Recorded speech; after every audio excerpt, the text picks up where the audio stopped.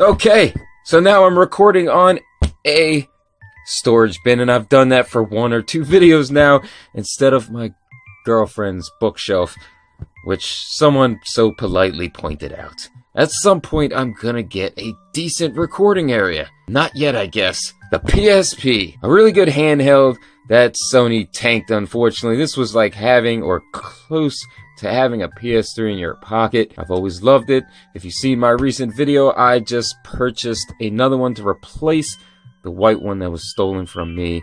You can go ahead and check that video out if you're interested in seeing that one. And I bought this one for parts and repair, and you can already see some really good damage right there. Unfortunately, I've looked this over, and it does not look promising. Without any more babbling, let's get into it.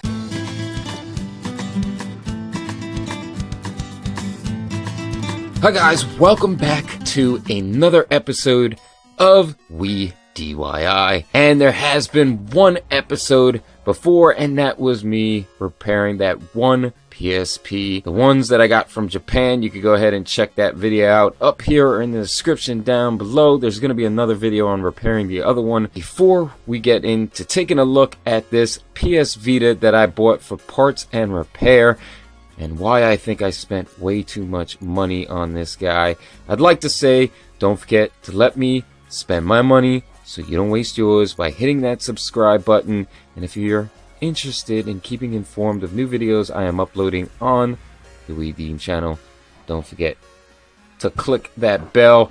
Now let's get into this guy. And if you look at it closely, you got some damage up here. It looks like it's been dropped. It's all cut up and scuffed. And if you look at the analog sticks, they're drifted to the side and they get stuck, as you can see. So those guys are damaged and all have to be replaced. And if we look down here, look at those screws. Those are definitely rusted, which means that this PS Vita at one point or another came in contact with our pesky friend water and rusted this thing. And that's not the only place where you can see rust. Look at this. That definitely is a sign of a water damage. I mean, this can also be dropped on some sort of rock, but I'm definitely sure that that is water damage. Now this is plastic though, but it was definitely dropped in some sort of liquid. If we go ahead and open these guys, it's on the inside as well. This is not good. It goes all the way in there. This is definitely a bad sign, and it kind of makes me lose hope for repairing this Vita. I wanted this guy to be my daily driver so I can put that white one aside and try to protect it from being stolen again. But I'm unfortunately not sure that I'm gonna be repairing this. Now, I'm not gonna just give up and say this is the end and I can't repair this guy, because I still want to try. That's the whole point of this Wii DIY. Now, just before we get into this, know that I have no experience whatsoever in this. This is just me taking a shot and hoping I can fix this. And if I do, maybe giving some confidence to other people who want to get into repairing stuff, because it honestly, it is kind of fun and it's kind of rewarding to actually get something to work. So we're going to go through and take this guy apart. We don't need to go through the whole thing. We've seen in different areas where this thing is really badly damaged. So if I do get this fixed, obviously the whole housing is going to have to be replaced. And I don't know, maybe I will keep this as my daily driver, but I'm almost certain that I'm going to lose a lot of money on this, and I wouldn't even make my money back if I tried to sell this. I won the bid for $57. And I paid $5 in shipping, which brings us to $62 for this. And if there wasn't signs of water damage, I wouldn't be too upset. But to get a whole housing replacement is about $40-something. I'm talking the LCD top part and the back housing, plus all the side paneling and covers. That's about $40-something. And then having to replace these analog sticks, if you get the right ones, they're not overly cheap. I think I've seen some for $3. I don't know the difference between those $3 ones and the ones that I've seen go for $10. But all that's going to have to be replaced. These buttons, they probably will be able to clean up very nicely. Those I can keep and I won't have to buy those. But honestly, when you see something like this, don't go bidding 50 something dollars. This thing is worth 20 at best, and not even, because I'm just gonna lose my money on this. That's $62 that I will lose if I can't repair this. And now I'm babbling. I got the screwdriver. It's one of these mini ones that come in a kit. Now the only problem is that these screws are really badly rusted, so you kind of got to be careful, and I'm almost certain that some of these screws might not even come out now, which I'm kind of worried about because I'm not entirely sure how I'm going to get rusted screws out. But so far the one came out. This one seems to be coming out. Got all the screws out, I believe. I don't think that there are any screws under here on the top. You got 4 screws here on the sides and 2 at the bottom. Now those screws were a bit of a pain in the butt. If you can see, I'm not going to zoom in.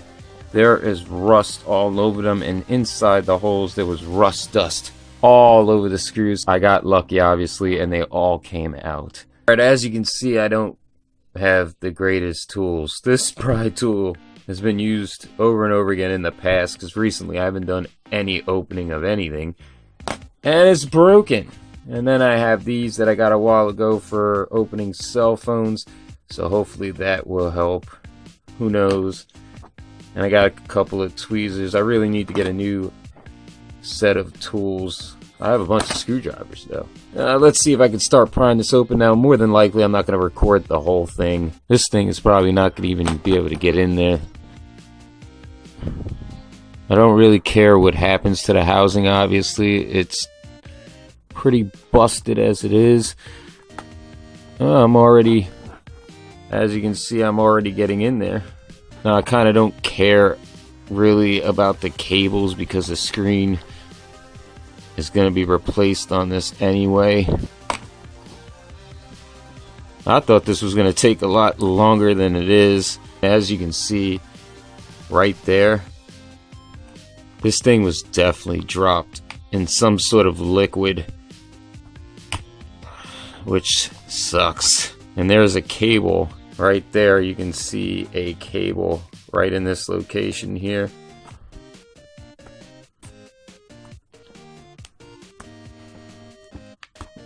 My fears were realized, or should I say became a reality. Found 2 screws up at the top here, and I think it was holding the housing from opening. So this thing wasn't as easy as I thought it was going to be.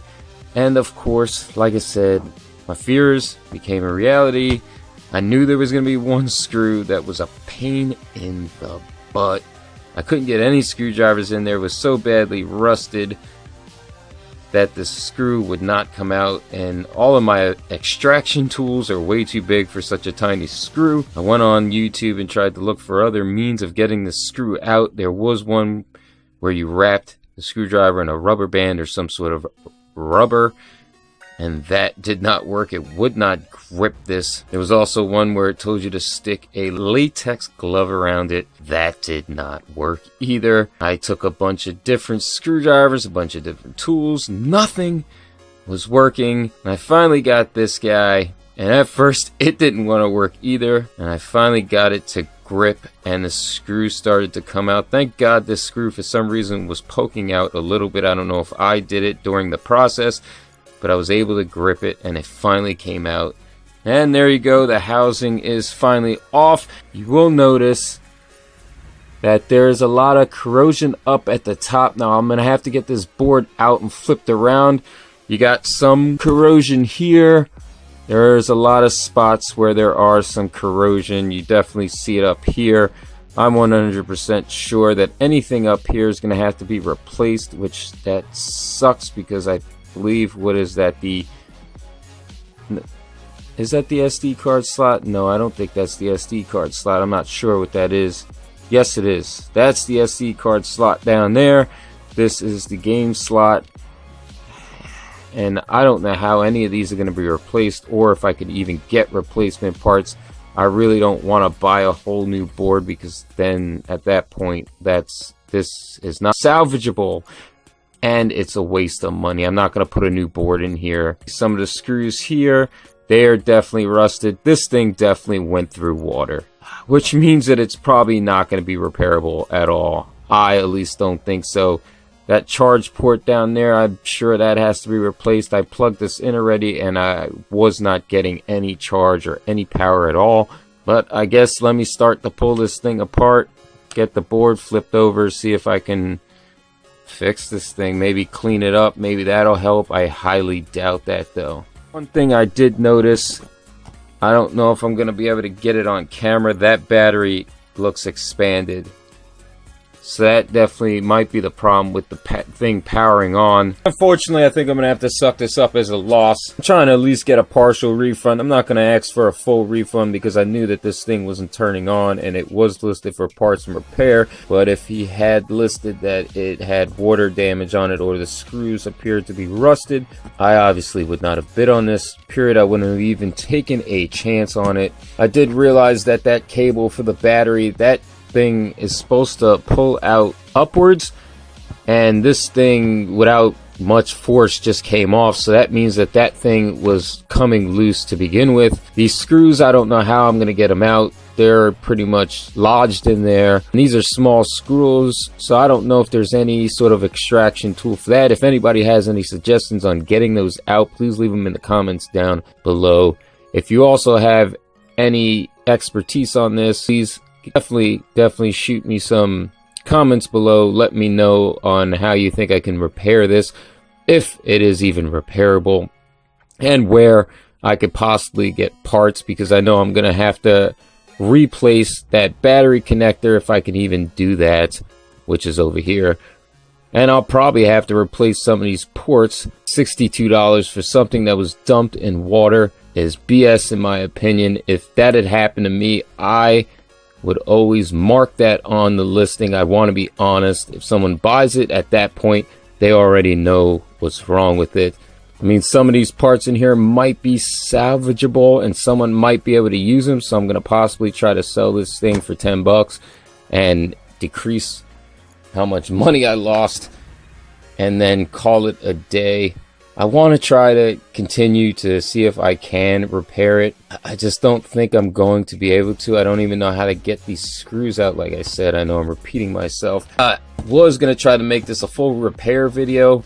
I was going to pause it, going to order parts, see what works on here, what doesn't. I had my multimeter here that I still haven't taken out of the packaging when I bought it to repair a PS3, which I still haven't repaired. But I don't know. I think I just need to end this video here and just give you a warning that you really don't need from me. You really got to be careful when you order these parts and repair. I know we all try to go ahead and buy these things and repair them because it is fun and it is a learning experience, but if you have no expertise on this and you don't know what to ask and I don't even know why I bid on it. I really didn't even want this one. I wanted the 2000 model, but I was just hoping it was going to make for a good video. I was going to get it repaired. I was going to be extremely excited that I repaired it, and instead I have nothing but disappointment.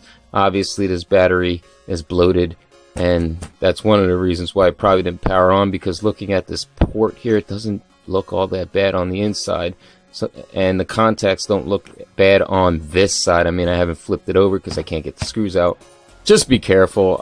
Don't bid $57 on something that does not power on. It's not worth it. If the bid goes over 20 bucks, I think you need to back out, and that's what I should have done, and I stupidly didn't because I really wanted to make this video. Either way, I don't know if you like the content that was in this video because nothing really happened besides me taking this apart and proving to you that I got hosed and I wasted my money on something that cannot be repaired. But if you have any questions or expertise, please leave those down in the comments down below. If you did happen to like or be entertained by this slightly, even if you were just entertained by how stupid I was for buying this and paying that much money, do hit the thumbs up. Do consider sharing amongst friends. Make all your jokes you want because it's well deserved. And as always, don't forget to let me spend my money even on garbage like this. You don't waste yours by hitting that subscribe button.